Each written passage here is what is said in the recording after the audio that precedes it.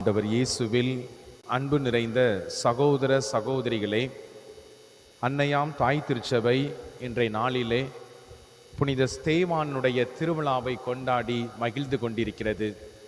முடியப்பர் என்றும் ஸ்டீஃபன் என்றும் அழைக்கப்படக்கூடிய இந்த ஸ்தேவான் நேற்றைய நாளிலே கிறிஸ்து பிறப்பு பெருவிழாவை கொண்டாடி மகிழ்ந்தோம். இன்றைய நாளிலே மறைசாட்சியினுடைய திருவிழாவை நாம் கொண்டாடுகின்றோம். என்ன ஒரு வித்தியாசம்! நேற்றைய நாளிலே மகிழ்ச்சி, இன்றைய நாளிலே அழுகை. பிரியமான சகோதர சகோதரிகளே, இயேசு சொன்ன வார்த்தை தான் இங்கு நினைவு கூறப்பட வேண்டும். எவன் ஒருவன் இயேசுவினுடைய சீடராக இருக்க விரும்புகிறானோ அவன் தன்னை மறுத்து தன்னுடைய அன்றாட சிலுவையை தூக்கி கொண்டு வர வேண்டும் என்பதுதான் இயேசு நமக்கு கொடுத்த கட்டளை. இந்த கட்டளை மக்களுக்கு மட்டுமல்ல, இயேசுவுக்கும் இந்த கட்டளை என்பதைத்தான் இன்றைய திருவிழா நமக்கு நினைவுபடுத்துகின்றது. அன்புக்குரிய சகோதர சகோதரிகளே, பல நேரத்திலே நாம் வாழ்கின்ற இந்த உலகத்திலே போலித்தனமான பரிசெயத்தனமான வாழ்க்கையை வாழ்ந்து கொண்டிருக்கின்றோம். ஆலயத்திலே ஒரு வாழ்க்கை, ஆலயத்துக்கு வெளியே ஒரு வாழ்க்கை என்று சொல்லி இரண்டு விதமான வாழ்க்கையை வாழ்ந்து கொண்டிருக்கின்றோம்.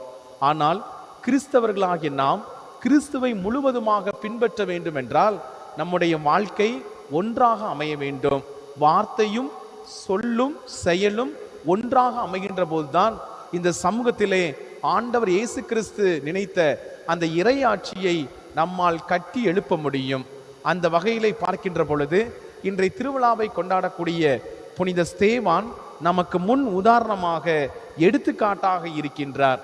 அன்புக்குரிய சகோதர சகோதரிகளே, நாம் ஒவ்வொருவருமே கிறிஸ்துவை போல அல்ல, மாறாக கிறிஸ்துவாக வாழ அழைக்கப்படுகின்றோம். பல நேரத்திலே நான் கிறிஸ்துவை போல வாழ்கிறேன் என்று சொல்லி நமது விருப்பு வெறுப்புகளை நாம் உள்ளே திணித்து விடுகின்றோம். ஏன் இதை செய்யவில்லை, எனக்கு இது பிடிக்கவில்லை, அதனால் நான் செய்யவில்லை என்று சொல்லி பல நேரத்திலே நாம் தவிர்த்து விடுகின்றோம். ஆனால் கிறிஸ்துவாக இருக்க வேண்டும் என்றால் தந்தையின் திருவுளம் அது எவ்வளவு பெரிய விஷயமாக இருந்தாலும் பரவாயில்லை, அல்லது எவ்வளவு பெரிய துன்பமான பாதையாக இருந்தாலும் பரவாயில்லை, கடவுளுடைய விருப்பத்தை நான் நிறைவேற்றுவேன் என்பதுதான் இயேசுவாக நாம் மாறுவது. கிறிஸ்துவை போல அல்ல, மாறாக கிறிஸ்துவாக வாழ்வதற்குத்தான் நமக்கு அழைப்பு கொடுக்கப்படுகின்றது. இன்றைய நாளிலே இந்த ஸ்தேவான் கிறிஸ்துவை போல அல்ல, மாறாக கிறிஸ்துவாக மாறினார் என்பதை நாம் உணர்ந்து கொள்ள வேண்டும். ஆண்டவர் இயேசு கிறிஸ்து சிலுவையிலே தொங்கிக் கொண்டிருந்த போது தந்தையிடம் தன் ஆவியை ஒப்படைத்தார். அதே போல புனித ஸ்தேவானும் தன் ஆவியை ஆண்டவரிடத்தில் ஒப்படைக்கின்றார். அதே போல ஆண்டவர் இயேசு கிறிஸ்து சிலுவையிலே தொங்கிக் கொண்டிருந்த போது தந்தையே, இவர்களை மன்னியும், இவர்கள் செய்வது இன்னதென்று தெரியாமல் செய்கிறார்கள் என்று சொல்லி சிறப்பாக தன்னை கொன்றவர்களுக்காக பரிந்து பேசினார், மன்னிப்புக்காக அவர் வேண்டினார். அதே போலத்தான் இந்த ஸ்தேவானும் தன்னை கல்லால் எரிந்தவர்களை இவ்வாறு சொல்லி ஆண்டவரிடத்திலே மன்னிப்புக்கு பரிந்துரைக்கின்றார். ஆண்டவரே, இந்த பாவத்தை இவர்கள் மேல் சுமத்தாதையும் என்று சொல்லி. பிரியமான சகோதர சகோதரிகளே, எவ்வளவு தூரத்திற்கு கிறிஸ்துவை தன்னுடைய வாழ்க்கையில் அனுபவித்திருக்க முடியுமோ அந்த அளவுக்கு புனித ஸ்தேவான் கிறிஸ்துவை அனுபவித்தார். அது மட்டுமல்ல, கிறிஸ்துவாகவே வாழ்ந்தார் என்பதுதான் உண்மை. நம்முடைய அன்றாட வாழ்க்கையிலே நாம் மேற்கொள்ளக்கூடிய ஒவ்வொரு காரியத்தையும் நினைத்து பார்ப்போம். என்னால் கிறிஸ்துவாக வாழ முடிகின்றதா? இறைவனுடைய விருப்பத்தை நிறைவேற்ற முடிகிறதா?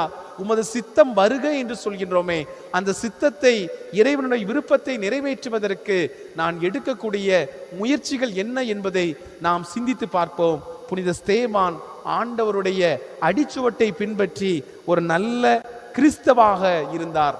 நாமும் நம்முடைய அன்றாட வாழ்வில் நம்முடைய சொல், நம்முடைய செயல், நம்முடைய சிந்தனை அனைத்தையும் நாம் உற்று பார்ப்போம்.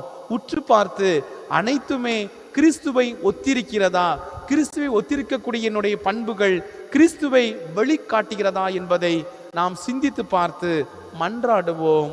ஆமீன்.